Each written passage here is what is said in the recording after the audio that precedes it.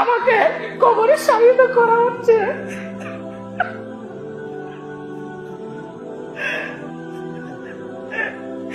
Training নেন, আপনাকে আমি একটা ট্রেনিং দিচ্ছি, 2 মিনিট দেখেন কিভাবে মরণকে আপনি স্মরণ করিয়েন। তো কাজটা একবার ট্রাই করবেন। ইতিপূর্বে হয়তো কোনোদিন বলেছি আপনাকে, রাত্রে যখন শুয়ে যাবেন একাই শুয়ে থাকবেন, একদিন একাই শুবেন, গভীর রাত্রে একাই শুয়ে যাবেন।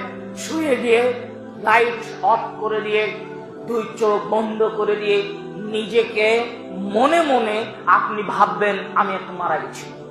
নিজেকে মরণের আগে একবার নিজে মরণের চেষ্টা করবেন, মরণের অভিনয় করবেন। নিজেকে চোখ বন্ধ করে নিয়ে মরণের একটা প্র্যাকটিস নিয়ে আসবেন যে আমি মারা গেছি। চোখ বন্ধ করে নিয়ে শুয়ে থাকবেন আর ভাববেন আমি মারা গেছি। এই মাত্র আমার মসজিদে এলান হচ্ছে অমুক মারা গিয়েছে, এতটার সময় মাটি হবে। চোখ বন্ধ করে নিয়ে আপনি ভাববেন এই যে আমি মারা গেলাম, আমার আব্বা, আমার মা, আমার বোন, আমার স্ত্রী, আমার বাচ্চা আমার লাশকে ঘিরে চতুর্পার্শ্বে দাঁড়িয়ে কেউ বসে কেউ কান্নারত অবস্থায় ছটপট করছে।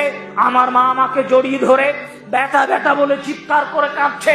এই তো আমার বাপ আমাকে কোলে করে নিয়ে কান্না শুরু করেছে। আমার প্রাণের স্ত্রী, তাকে আমি জীবনের চেয়ে বেশি ভালোবেসেছি, সেও আমাকে জড়িয়ে ধরে কান্না করছে। আমার আদরের সন্তান, আমার ছেলে, আমার মেয়ে, সেও আমাকে জড়িয়ে ধরে আব্বু বলে কান্না করছে। এই কান্নার একটা অভিনয় আপনি করবেন, আপনি মৃত্যুর একটা অভিনয় করবেন। বাস্তব জীবনে একবার মরার আগে মরে দেখেন, বাস্তব জীবনে মরার আগে মরে দেখেন।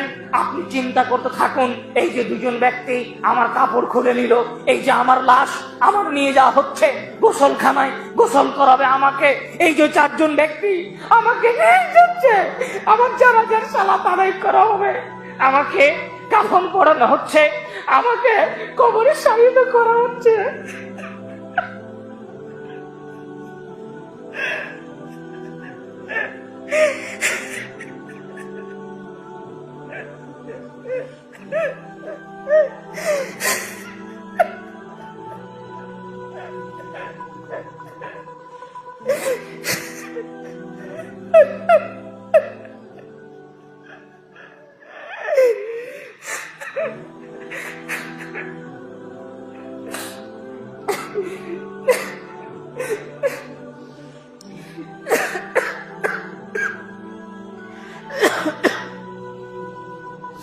সম্মানীয় উপস্থিতি, মরণের বিষয়টি সত্যি অতীব ভয়াবহ।